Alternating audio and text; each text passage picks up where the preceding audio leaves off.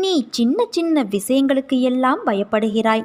இது தவறோ, இது பாவமோ, நான் துரோகம் செய்து விட்டேனோ, மனதளவில் தப்பு செய்தேனே தவிர மற்றபடி தவறுகளில் ஈடுபடவில்லை.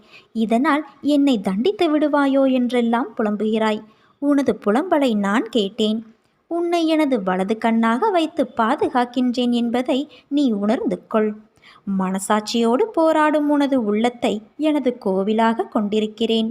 உனது எந்த செயலும் தப்பானது அல்ல என்பதுதான் எனது தீர்மானம். உனது செயலுக்கு நீயே உன்னை குற்றவாளியாகவோ தீர்ப்புக்கு உட்படுத்தி கொள்ள வேண்டாம். செய்வது அனைத்தும் எனக்கு தெரிந்தே நடக்கிறது என்பதை மட்டும் நீ தெரிந்து கொள். நீ படும் துயரமும் அனுபவிக்கின்ற மன இறுக்கமும் அழுகின்ற அழுகையும் என்னை பாடாய்படுத்துகிறது கண்மணி. இனி உன்னை அதிகமாக நேசிக்கப் போகின்றேன். இதுவரை உனக்கு நடந்த கெடு பலன்களை நான் மாற்றி